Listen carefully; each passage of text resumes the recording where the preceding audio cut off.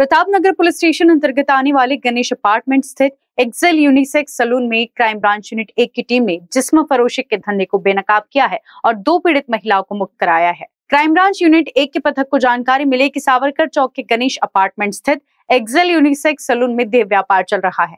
तभी पुलिस ने मौके पर पहुंच छापा कार्रवाई की और 2 पीड़िताओं को मुक्त कराया। मौके से मोबाइल फोन और अन्य सामग्री समेत कुल 75,630 रुपए का माल जब्त किया गया है। 2 आरोपियों के खिलाफ मामला दर्ज किया गया है, जिनके नाम भरत कश्यप और संजय आष्टिकार है। दोनों ही नागपुर के रहने वाले हैं। ये दोनों ही व्यक्ति लड़कियों से देह व्यापार का घिनौना काम करवाते थे। बहरहाल नागपुर पुलिस तत्परता से ऐसे अपराधों का पर्दाफाश करती है। आपल्याला गोपनीय खबरीद्वारे माहिती मिळाली होती की प्रतापनगर परिसरामध्ये सावरकर चौक या ठिकाणी एक एक्सेल युनिसेक्स सलून आहे।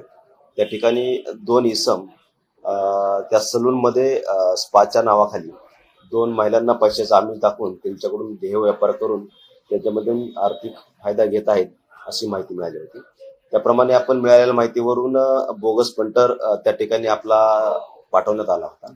बोगस पंटर ज्याप्रमाणे गेला त्याप्रमाणे त्या ठिकाणी त्यांना 6,000 रुपयामध्ये एक महिला वेश्यागमनासाठी त्यांनी दिल्यानंतर पंटरने आपल्याला जो इशारा केला त्याप्रमाणे आपण त्या ठिकाणी आपल्या पोलीस पथकासह छापा टाकला होता। छापामध्ये सदर इसम नामे जे एक्सेल युनिसेक्स सलून चालवत होते संजय उमाजी आष्टनकर सोबत भरत पॅरल कश्यप त्या ठिकाणी मिळून आले।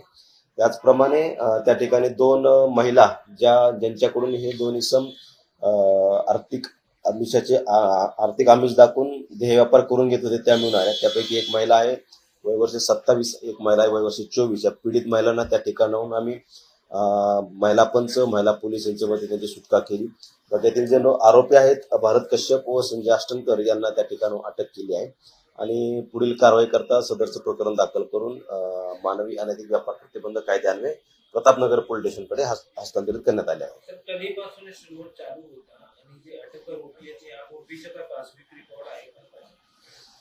सदरचा स्पा आणि त्याखाली जे काय व्यवसायाचा प्रकार सुरू होता तो सुमारे 3 महिन्यापासून सुरू असल्याच्या आपल्याला गुप्त खबर मिळाली होती आणि सदर यातील जो आरोपी आहे भरत कश्यप याचं पार्श्वभूमी पाहता तो गुन्हेगारी पार्श्वभूमीचा आहे। याच्यावरती वेगवेगळ्या प्रकारचे गुन्हे दाखल आहेत।